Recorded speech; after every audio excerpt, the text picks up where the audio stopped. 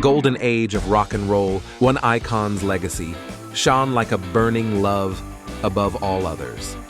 Join me as we shake, rattle, and roll through the mystery surrounding his life and the enduring legends after his suspicious minds departed.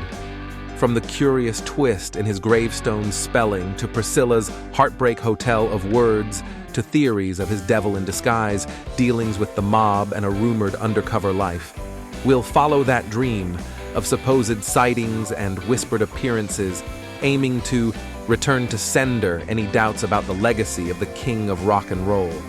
So don your blue suede shoes as we delve into the myth, the man, and the music that continues to a little less conversation and a lot more action through time. In the enigmatic world of Elvis Presley conspiracy theories, one detail stands out as particularly perplexing: the spelling of his middle name on his gravestone. A clue, perhaps, to a deeper mystery. Elvis Aaron Presley, a name known worldwide. But at Graceland, his final resting place, a peculiar anomaly catches the eye. His middle name, Aaron, is etched into the stone. However, throughout his life, Elvis spelled it Aaron. Why the discrepancy? Some believe this inconsistency is a deliberate hint, a message from beyond. Elvis's middle name was a tribute to his stillborn twin brother, Jesse Garin. It's always been Aaron, so why the change on the most permanent of memorials? Indicating that the man buried beneath this stone is not the king of rock and roll. Indeed, Elvis himself used Aaron in his autographs and legal documents. Was this an oversight? A subtle indication of an elaborate ruse? Or perhaps a testament to a change of heart towards the end of his life? What if the gravestone holds the key to the most profound mystery of all, that Elvis Presley in some form continues to persist? Possibly not in body, but within a legacy veiled in mystery and hints of everlasting influence. As the gates of Graceland close and the shadows lengthen, the question of Elvis's middle name remains, a single thread in the fabric of his saga. This saga weaves further through the tapestry of memories and remarks, particularly those of Priscilla Presley, whose words seem to suggest more than mere nostalgia. A single statement can stir a sea of speculation. Priscilla Presley, once married to the king, has unwittingly cast ripples across the calm surface of accepted truths. In a televised interview, the conversation turned reflective. Priscilla, perhaps lost in memories, referred to Elvis in the present tense. What would he think of this? To think all this time later, people are still obsessed with him. He would not believe it. This verbal misstep, speaking as if Elvis still walked among us, sent theorists into a frenzy. Was this a mere slip, or was it a veiled confession hidden in plain sight? Skeptics dismiss it as a simple lapse, yet those who look beyond the veil wonder, does Priscilla know more than she lets on? Her words, a beacon for those who believe that Elvis's story did not end in 1977. As we delve deeper into the realm of the unexplained, each word, each pause, each glance is scrutinized. Could the truth be hidden within a casual remark? In this world of shadows, even a slip of the tongue can echo with possibilities. Priscilla's words, leaving an imprint of ambiguity, guide us to yet another tale, one shaded with danger and whispered rumors of a conspiracy. From the poignant reflections of a widow to the chilling narrative of Elvis's encounters with the mob, we delve into a story that veils itself in secrecy and speculation. According to some, Elvis, the king of rock and roll, found himself entangled with forces more deadly than fame. Reports suggest he was unwittingly drawn into an FBI operation, codenamed Fountain Pen, targeting a web of organized crime. The plot thickens with whispers of Elvis's impending testimony, a testimony that held the potential to dismantle a criminal empire and that painted a target on his back. Those who weave this tale say a member of Elvis's own security detail, a former law enforcer, feared that the mob was closing in. The theory suggests that someone within Elvis's trusted circle betrayed him, allowing danger to slip through the gates of Graceland. Could the king's end be the result of a nefarious plot? Was his demise orchestrated by shadowy figures who feared what he might reveal? The chilling whispers of the mob's shadow over Elvis's life segue into another peculiar chapter, one that questions the very authenticity of his mortal departure.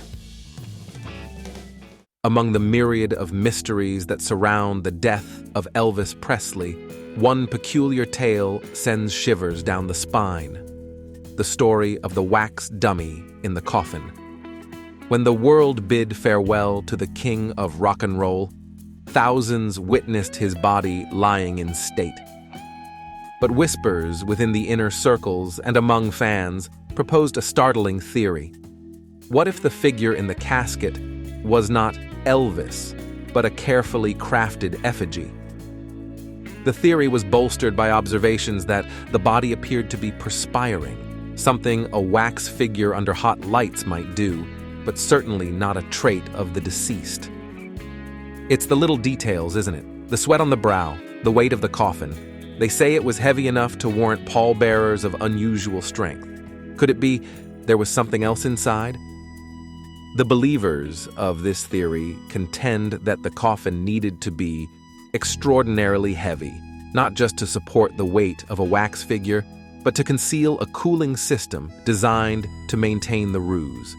Could the king have orchestrated such a grand illusion to escape the glaring spotlight of fame, to live a life unchained from the burdens of his public persona?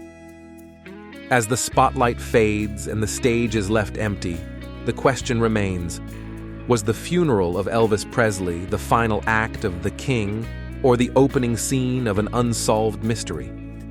As the stage dims on the uncanny tale of the wax effigy, we're drawn into the somber reflection of a legend's twilight, where fact and rumor intertwine indistinguishably. The somber notes of Elvis's last days echo a narrative riddled with sorrow and lead us to ponder the silent battles he faced. The official cause of death speaks of heart disease, a physical ailment. Yet, the presence of multiple substances in his system paints a different picture, one that some interpret as a silent cry for help. The king's health was declining, a fact well documented. The combination of medications found could suggest a deeper distress beyond the physical. In the veil of mystery that surrounds his passing, there's a poignant question. Did Elvis choose his moment to bow out from the world that adored yet burdened him? While we tread carefully on the grounds of speculation, this theory adds a human dimension to the legend, a reminder of the man behind the myth, vulnerable to the same storms of the heart that touch us all. In the silence that follows this solemn theory, we find ourselves amidst the playful notes of a holiday classic, wondering if the king made an unexpected cameo. The scene is set in an airport, Catherine O'Hara's character fraught with worry. Behind her, a man some say bears a more than passing resemblance to Elvis. Look closely. Does the man over O'Hara's left shoulder strike a familiar chord? Could it be Elvis in plain sight, moonlighting as a movie extra? It's a delicious notion, isn't it?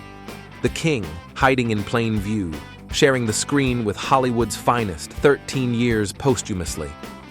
This figure, with his collar up, a style reminiscent of Elvis's own, sparks a connection to a headshot from his 1969 movie, Charo. But could it be more than mere coincidence? Chris Columbus, the film's director, alongside countless fans, have pondered over this quirky mystery. Elvis supposedly was an extra in Home Alone. I'm like, what? Awesome. They are convinced, these people, that this is Elvis Presley. He's come back, he's faked his death, and he was now, because he still loves show business, now an extra in Home Alone. Has Elvis truly left the building, or did he leave us with one final performance to unravel? While cameos are common in films, this particular appearance stirs a playful debate. Is it merely a case of mistaken identity or a secret hidden in the celluloid? And as we pause the film on that enigmatic extra, we hear the distant whir of helicopter blades drawing us into another extraordinary tale of escape and secrecy. In the twilight of his reign as the king of rock and roll, an intriguing twist emerges. It's told that a mysterious government helicopter landed at Graceland, not to announce a tragedy, but to facilitate an extraordinary escape. Eyewitnesses, including a former police officer, Monte Nicholson, relayed on film a startling account. They claimed to have seen photographic evidence of Elvis surrounded by what appeared to be federal agents boarding a helicopter, a sighting purportedly occurring after his death was announced to the world. Who in passing one day told me that he used to work for Elvis Presley, and he had some pictures that I might be interested in. Well, one day he showed up at work and he had pictures of Elvis Presley getting in a helicopter that, for all intents and purposes, looked like a government helicopter. The interesting thing, the curious thing about the picture was, this individual claimed this picture was taken several hours after Elvis allegedly died. This revelation, if substantiated, turns the tale of Elvis's last day on its head, suggesting an escape rather than an end. Rumors swirl around this episode, tying it to theories of Elvis's involvement with the FBI and a potential placement in a witness protection program. The plot thickens, entwined with rumors of the king's undercover work, a life steeped in fame but perhaps shadowed by clandestine service. It's an idea that would not only explain the helicopter, but also the sightings of a man resembling Elvis in unexpected places, like in the film Home Alone. With our feet back on the ground, we explore the enigmatic relationship between Elvis and the man who would both make and manage his legacy, Colonel Tom Parker. Colonel Tom Parker, the enigmatic manager who steered Elvis Presley to stardom, remains a controversial figure long after the music faded. His past, shrouded in secrecy, provokes questions that stir the edges of the Elvis legend. Some say Parker was a genius, a mastermind who crafted Presley's image and catapulted him to fame.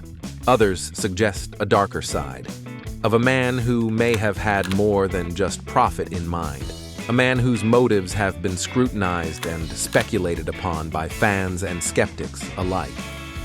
Was Colonel Tom Parker responsible for the king's untimely demise? Officially, no direct connection has been established.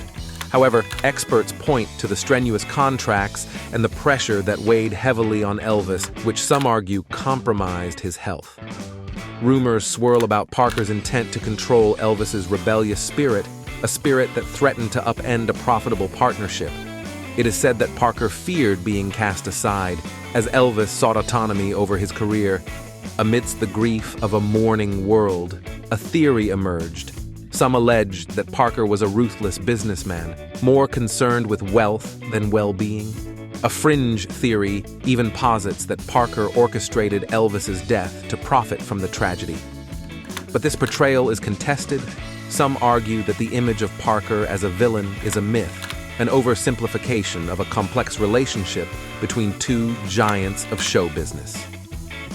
Colonel Tom Parker's legacy is as complex as the man himself. Whether a shrewd businessman or something more sinister, his role in the Elvis saga is a puzzle that intrigues and challenges us to this day. And as we peel back the layers of Colonel Parker's mystique, we face yet another perplexity: the possibility of Elvis's secret involvement with the DEA. In the twilight of his career, the king of rock and roll, Elvis Presley, harbored a fascination with law enforcement, an interest that led to an extraordinary meeting with President Nixon and an honorary DEA badge. But beyond this well-documented fact, a murkier theory lurks.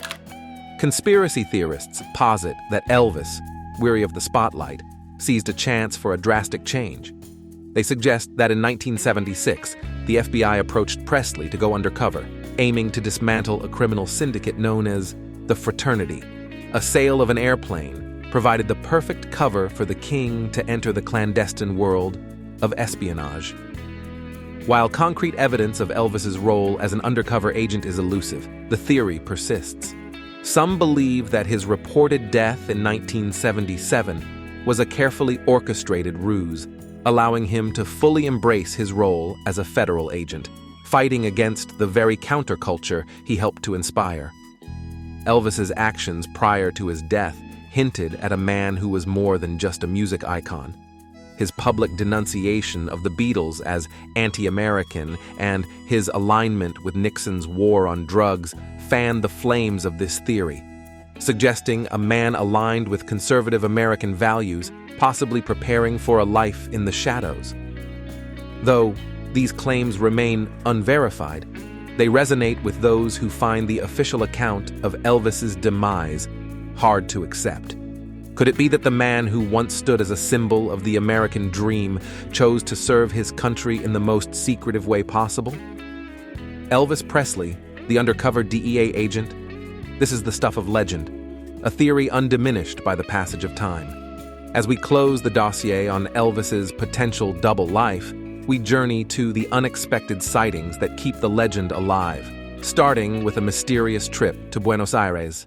August 16, 1977, the world mourns as news spreads of Elvis Presley's untimely departure. But in the midst of grief and confusion, a curious incident unfolds at Memphis International Airport.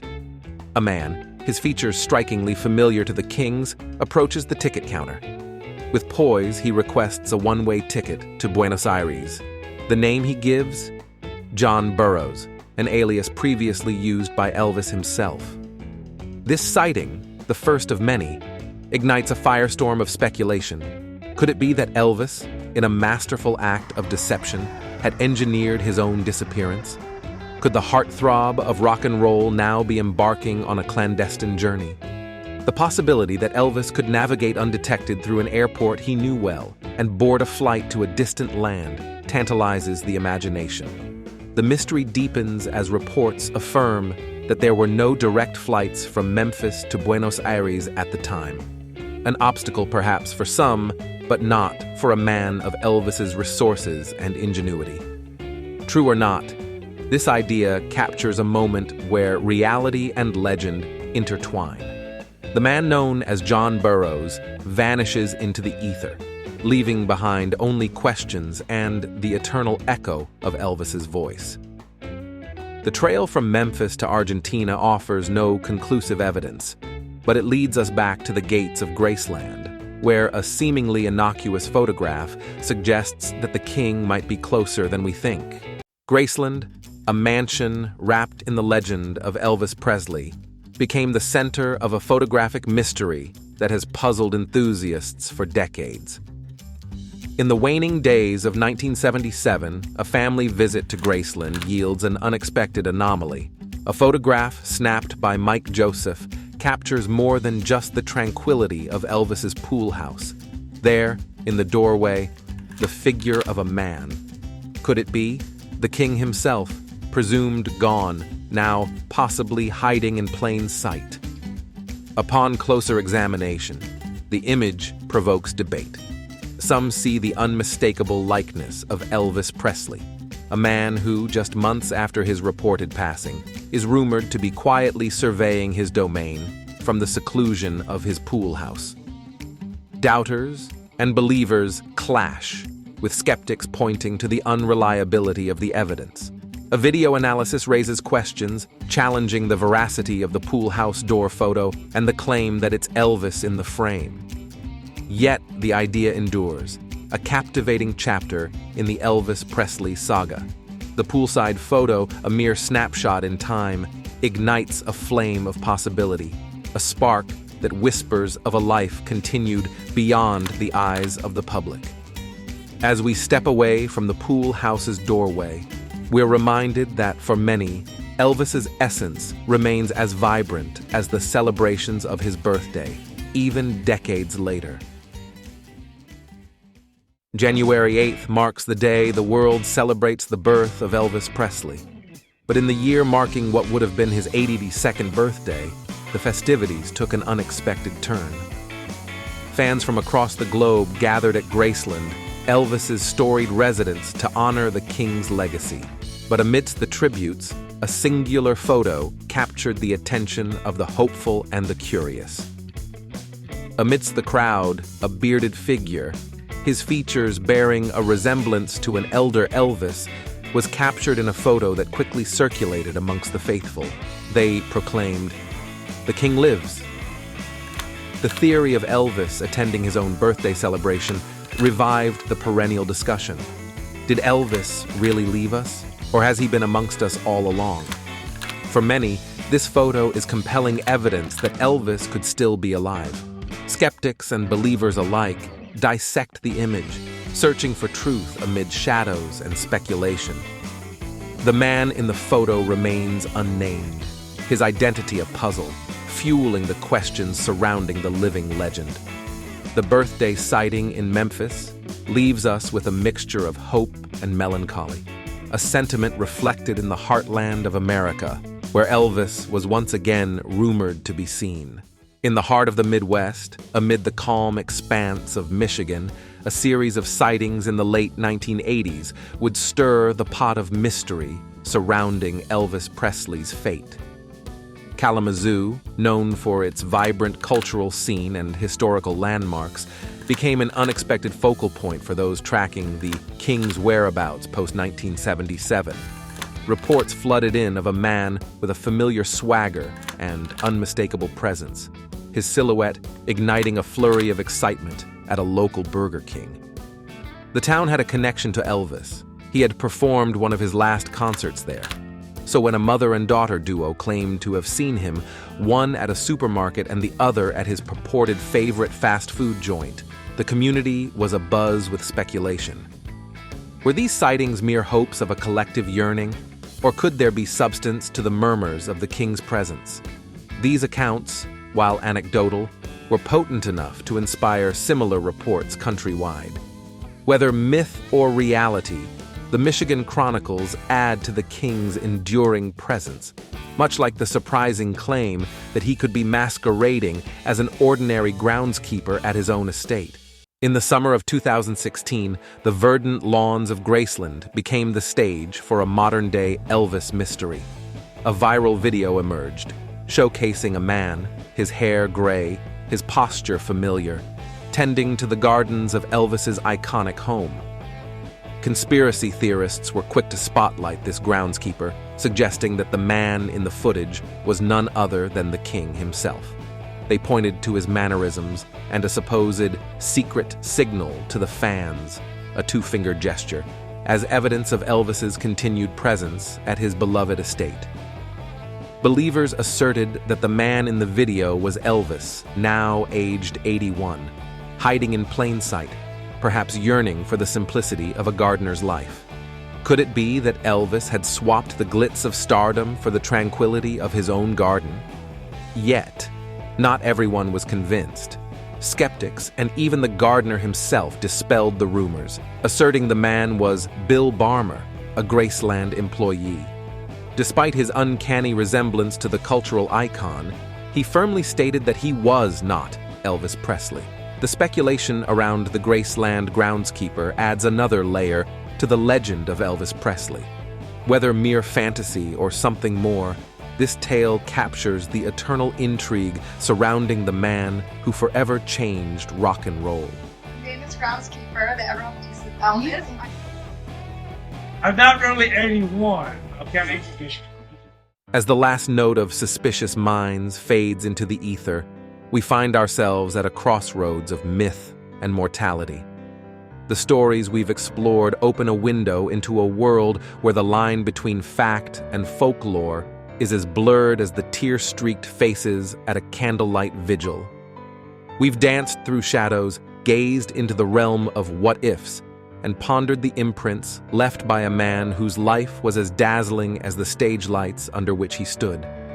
In the end, the legacy of Elvis Presley, be it in hushed rumors or in the bold print of history books, remains a mosaic of the human experience, rich with triumph, tragedy, and the undying hope for a second act. Thank you for joining us on this journey into the mystique of the man who would be king forever echoing in the halls of musical lore? Have I missed any conspiracy theories? Comment below. I have no fear of death, it brings no sorrow. But how bitter will be this last farewell. For you are beautiful, I have loved you dear, dearer than the spoken word can tell.